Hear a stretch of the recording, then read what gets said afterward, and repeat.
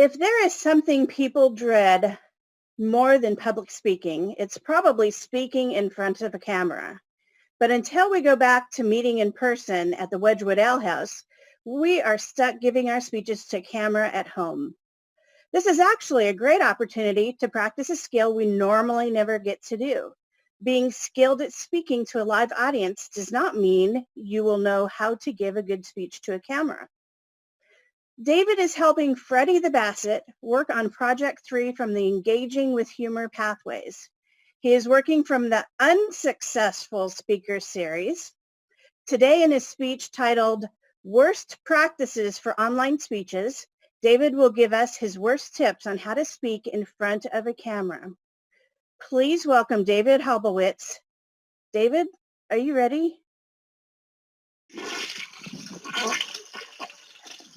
This is the way we wash our hands, wash our hands, wash our hands. This is the way we wash our hands after we go to the bathroom. We sang this 2 times 2, have them clean, 2 go 20 seconds. I think that is the end. Hey, everybody. Madam Toastmaster, elbow bump. Thank you. Studio audience and friends at home. These are crazy times, aren't they? You know, we've really gotten so connected with talking to our computers now that we're kind of forgetting the whole purpose of why we're here. That purpose is to practice Toastmaster speeches in front of a live audience. We've kind of gotten into this routine where we sit in front of our camera and talk right into it. Well, today I'm going to share with you a few of the things that you can do to make your speech the worst possible speech online that you can. And if you like, you can go ahead and make it a good speech too if you feel like that's what you got to do, right? Well, I'm going to take it back a little bit. Now, first of all, isn't that a beautiful background? How about if we do this? That should clean things up a little bit. Now I'm going to step away from the camera and give you a few things you can work with. If you dress for home, you're sure to have a great speech, right? At least that's what we think. Or you can dress like you're really giving a speech, and this is our intent. You can do something like sit really close to the camera, or you can actually mark your stage.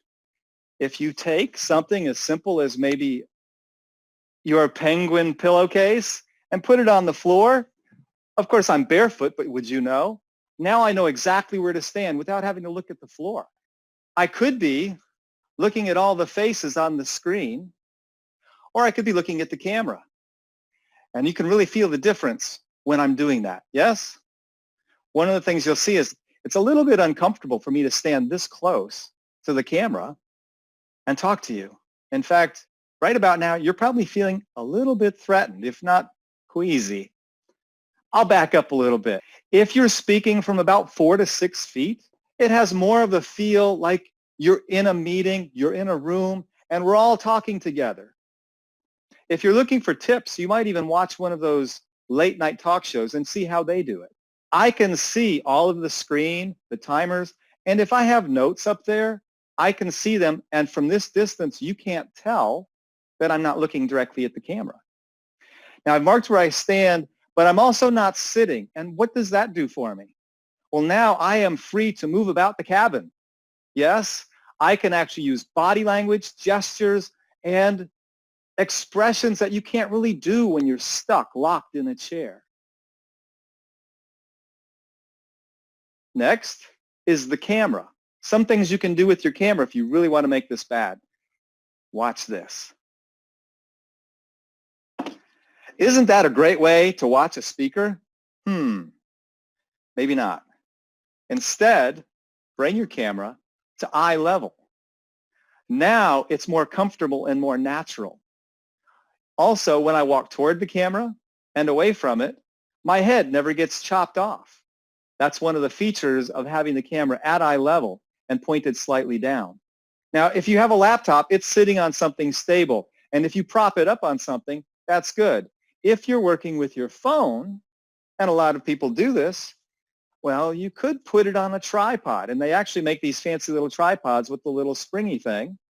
I'll come close and let you see, that can hold your phone at eye level. And this one is actually a great selfie stick as well and adjustable in height. I'm not saying go spend a lot of money, but that is a great little tool that you can get pretty easily.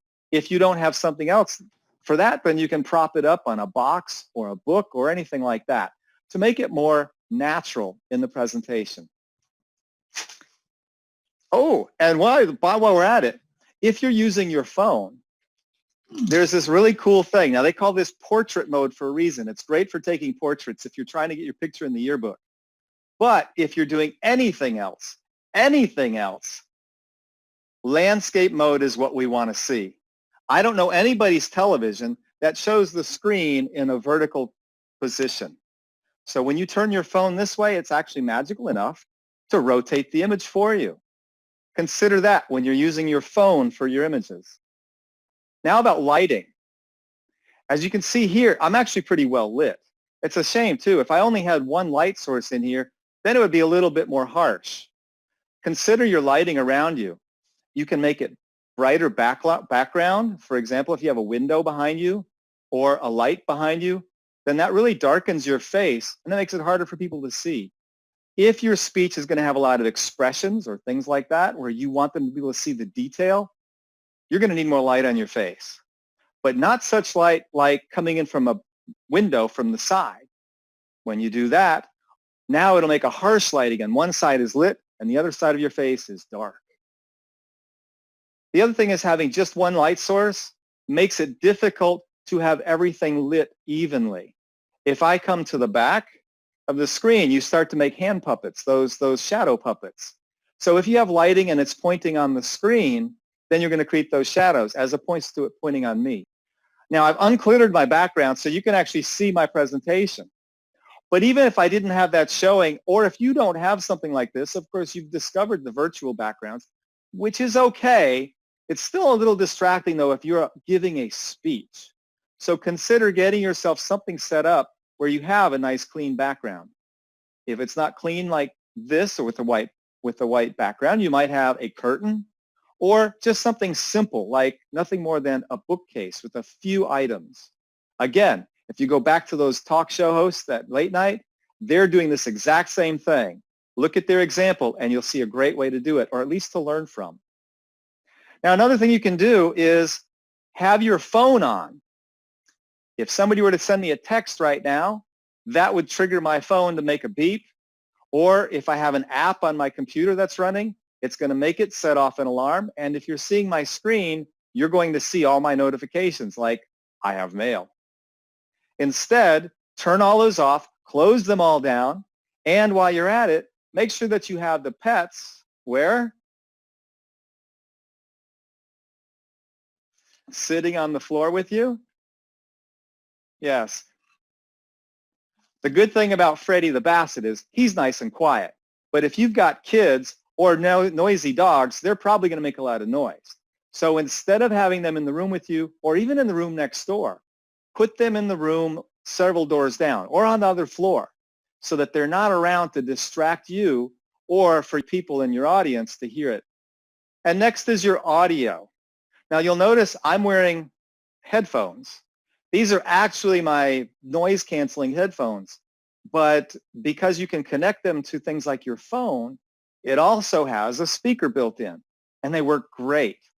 You probably have some kind of headset for your phone that you can use in this way. If you've got a Bluetooth headset, go for it. It actually makes a great lavalier mic. If you don't have that and you're using the microphone on your camera, especially if it's on your laptop, make sure you're close enough that it can be heard clearly. Nothing is worse than giving a speech and people can't hear you clearly. If they can't see you, they'll live with that. But when they can't hear you, forget it. Along with that, make sure your batteries are all charged. I don't mean your batteries. Well, yeah, if you're getting a speech, make sure you're energetic. But the batteries in your headset, in your phone, in your laptop, or whatever you're using, all of these things need to have good batteries. Or better yet, have them physically plugged into the wall. Oh, and by the way, what you heard in the beginning of the speech was a reminder of where we set up our speech. It shouldn't be next to the kitchen or by the toilet. You don't want to hear the dishwasher running or someone else flushing. Quiet surroundings are important. Right now, I'm in a nice closed room, but you might have a window nearby. And, well, for example, my office, I have a lot of these kind of web conferences through the day. And when I'm giving a speech or I am having a conference call, inevitably, it'll be on Mondays at about 8 a.m. And sure enough, here comes the garbage truck. Don't join late. Get in there early so you can test everything out. If you don't pin the timer, at least have your own timer to remind you where you are in your speech, and start it before you get started. If you can, connect it to the internet with a wire, not with Wi-Fi. So that's in summary how you can make a better speech when you're working online. Madam Toastmaster,